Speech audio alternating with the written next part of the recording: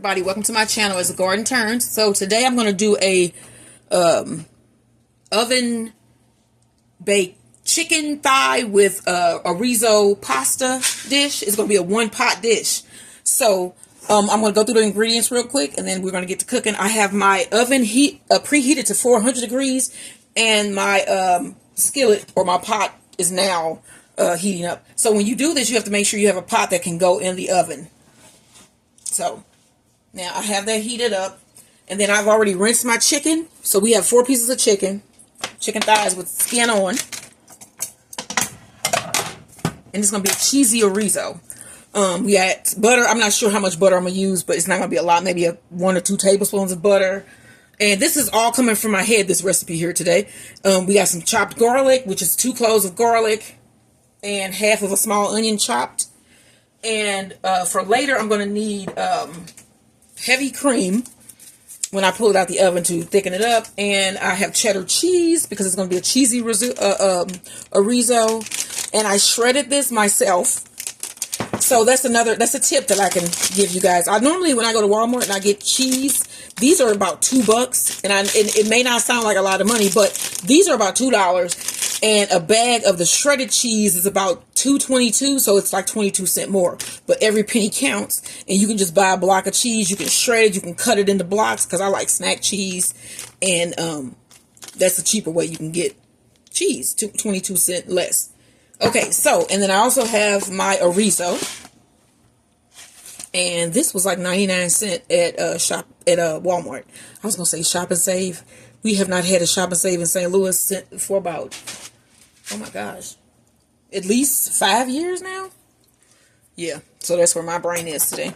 So I have my skillet heating. Put some olive oil in the bottom. And then we're going to season the chicken. I'm going to put it up here so you can see it.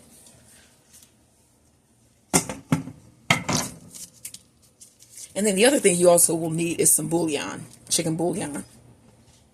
Okay, so we want my husband's special seasoning mix. I don't even know what's in this, so I don't know what's in it. We're going to put some of that, but it's very good. I don't think he shared his recipe for his seasoning. I don't think he has, because it's a secret. But, you know, you can go onto his channel, Bees, Beds, and Boxing, and look at a bunch of the delicious recipes and the food he cooks, so. And then also, while you're there, watch a couple of the workout videos and get yourself into shape.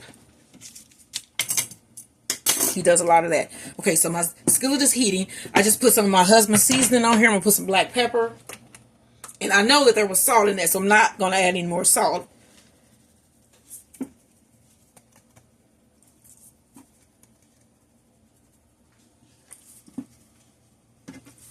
Okay, and then I want skin on because I'm going to crisp the skin up when I throw it in this pan when it's hot. When we put these into this pan that's going in the oven, we want to put it skin side down so that it can get crispy on one side. And anytime you are working with chicken, you need to be washing your hands as frequently as possible, which is what I'm about to do right now.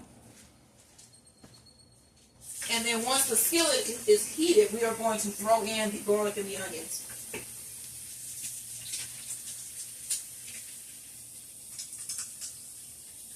Okay, and you know what else? I'm going to get some carrot chips because I can throw some of those in there too.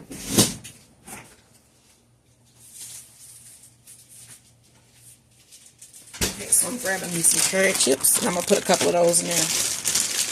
Chop them up just a little bit. And even though the bags, when you buy something at the store, like the produce, the lettuce, it may say that it's pre-washed. I always wash my lettuce.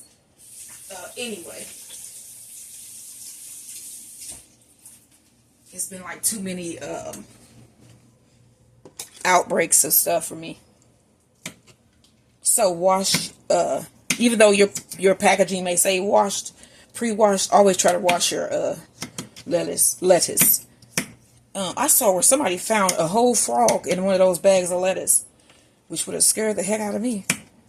Like, I would have probably had postpartum, no wait, this got to do with birth, no, I would have had post-traumatic stress when it came to salads and bags. So I'm glad that wasn't me. But But people have found all kind of stuff in salad. How the hell would a frog survive in a bag of salad that supposedly has been sealed and has traveled from wherever it traveled to your grocery store? Think about that. Okay. So I'm cutting my skillet up to high so that we can sear this chicken. Let me see if this is hot. Yes, this is hot. So remember I said put your garlic, onion, and carrots.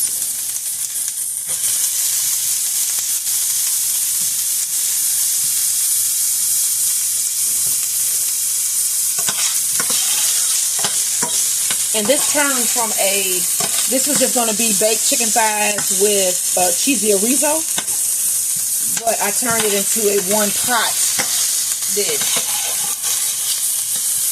So the way that I've been doing my cooking videos is that I have been uploading them in parts. So I may just keep it going until I get right to when everything is almost finished, and then end it. I don't know, but we'll see.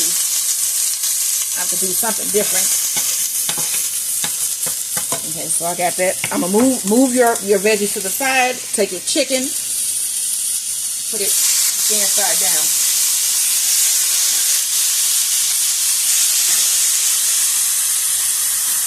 Hey, babe, can you get Max some dinner? I'm going to wash my hands.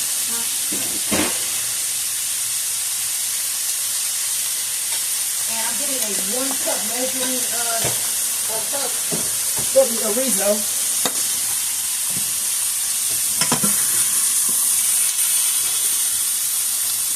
Like I said, I'm just coming up with this. So what I want to do is have this all in one pot. I'm going to get you to the point where we go in the oven so you can see it. And then there's another part too where I'm going to pull it out and make the cheese sauce and thicken this up.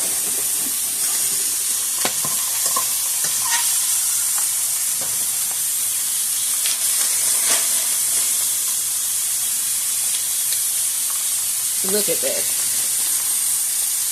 Can you see it with all that? Oh yeah, look at that. And I really need tongs. So I'm sure the big bar piece would not be empty, but I have a tong. So tongs right here. And I'm going to flip this. Look at that. It's seared on one side. So that will be really nice and crispy.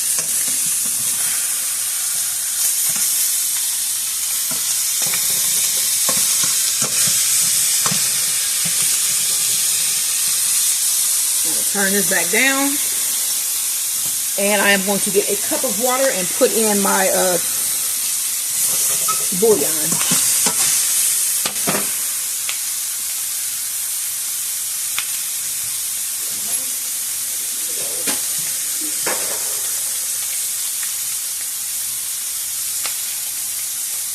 So I'm putting my bouillon in.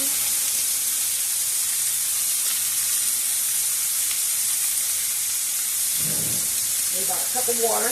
And then we're going to deglaze. Okay. About a cup of water. Now we want to measure out our Orzo. Let me get some more water.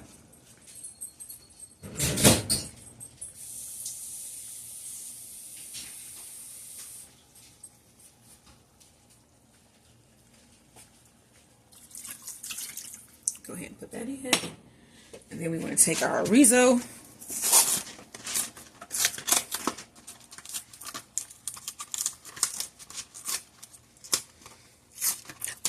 Let's see here. Need about a cup of Orzo. And then we're going to put just enough water in here to where it'll... Usually when I do my one pots, about 3 to 4 cups of water is usually enough, and it's perfect. So that was a cup. I'm going to do about a cup and a half because you can have leftovers. And I can offer some to my mother and Oshan if he can get over here to get it. So let me put a couple more cups of water in here. You just stir that around a little bit. Get the Orzo underneath the liquid. You don't want it like sticking on top of the chicken like it is there. You want to get it off. And then even when I put water in here to make more stock, it'll rinse some of that chorizo off. And you can do this with any type of pasta. You don't have to use chorizo. You can use anything, macaroni, noodles, whatever. So that was 3. I'm gonna go ahead and do 4.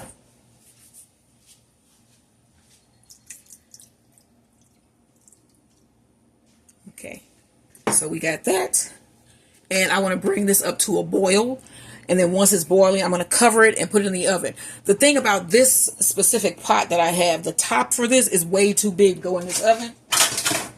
So I normally just throw like a little bit of foil on it. Let me show you the top for this thing. I can't get it out. But trust me when I say, here it is. This is the top. So it's like this big domed top like that.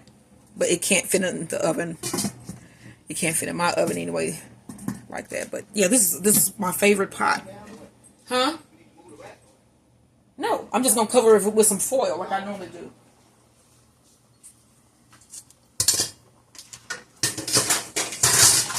Okay, so we're gonna bring this back up to a boil. Once it starts boiling, I'm going to cover it with some foil and throw it in the oven, and it's gonna stay in there for about an hour or so. And then when I bring it out, I'm going to put some cheddar cheese, some heavy cream, and make a cheesy chorizo with this. So you got this this is where you should be, where this is about to go in the oven. Let me get some of these. It's been a minute since I've eaten some of these carrot chips, so I guess it's a good thing I use some. Okay, so this is getting back up to the temperature we want. Let me rinse these.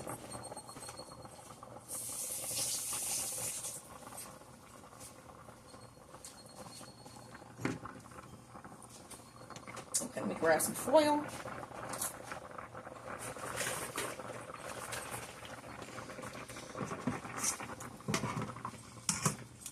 So today in St. Louis, we finally got a reprieve from some of that hot weather. It was like 104 degrees yesterday. It was almost unbearable. It was like you didn't want to go outside. It was so bad. But today, it rained most of the day. It was cloudy, and it was just lovely. It was just lovely. A lot of my plants in my garden were getting sun damage, so this was a relief for them, which is good. So as you can see, this is at like a rapid boil. I'm going to go cut my eye off back here.